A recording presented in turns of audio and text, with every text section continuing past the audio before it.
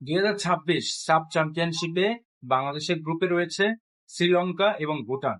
বাংলাদেশ 2005 সালে ফাইনাল খেলেছিল। 2003 সালে তারা শিরোপা অর্জন করেছিল মালদ্বীপকে হারিয়ে। এবং আগামী নভেম্বর মাসে বাংলাদেশে শুরু হতে যাওয়া এই সাব চ্যাম্পিয়নশিপে ফাইনালের সবচেয়ে বড় দাবিদার হচ্ছে বাংলাদেশ এবং ভারত। কেন এই কথা বলছি?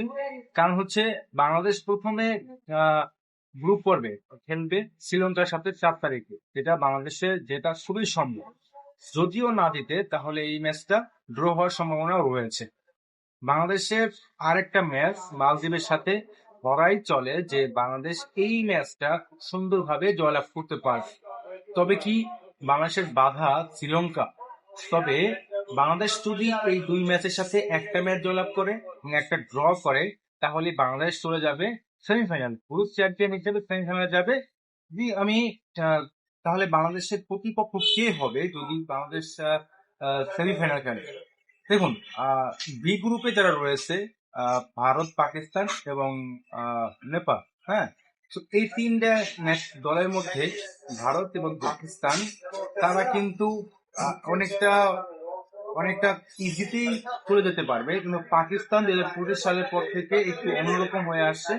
হ্যাঁ, মালদ্বীপ এই দলটায় রয়েছে, তো মালদ্বীপ যদি এই দলটা থাকে তাহলে মালদ্বীপ এবং ভারতের সম্ভাবনা রয়েছে যে সাব চ্যাম্পিয়নশিপের সেমিফাইনাল খেলা। সেক্ষেত্রে বাংলাদেশের প্রতিপক্ষ হতে পারে মালদ্বীপ, এবং আমি ধরে নিচ্ছি মালদ্বীপের সাথে বাংলাদেশ জয়লাভ করবে। জয়লাভ করে তারা ফাইনালে উঠবে। ফাইনালে ওঠার পরে ভারত এবং বাংলাদেশের যে লড়াইটা হবে জম্পেশ লড়াই হবে। কারণ ভারত তারা জাতীয় দল না পাঠিয়েও তারা কিন্তু তাদের যেই 23 অনুদ দল রয়েছে সেটা পাঠাতে পারে। তারা এর আগেও এই নর্মাল দল পাঠিয়ে তারা চ্যাম্পিয়ন হয়েছে। তো ভারতের যেই দলটা যে আসে, যেই দলে আসে না কেন, ভারত এই সাব চ্যাম্পিয়নশিপের সবচেয়ে বড় শিরোপার বড় দাবিদার।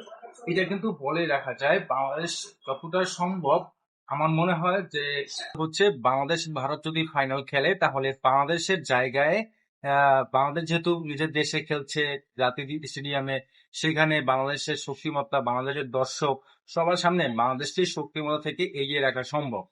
হামজা চৌধুরী, সমিত সোম এদেরকে যদিও শুরুতে না পাওয়া গেলেও তারা কিন্তু এই ম্যাচটা যতটা সম্ভব তারা খেলতে আসবে।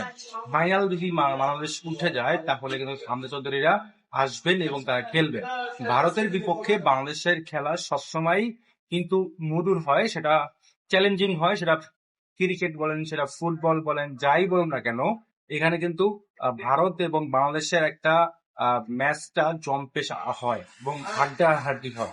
সেক্ষেত্রে বাংলাদেশ যদি ফাইনাল খেলে, এই ম্যাচটায় বাংলাদেশ এবং ভারতের মধ্যকার বাংলাদেশের সম্ভাবনাটুকু অনেকটা বেড়ে থাকবে। কারণ হচ্ছে বাংলাদেশের মাঠ, বাংলাদেশের দর্শক, বাংলাদেশের স্টেডিয়াম সব থেকে বাংলাদেশে এগিয়ে থাকবে।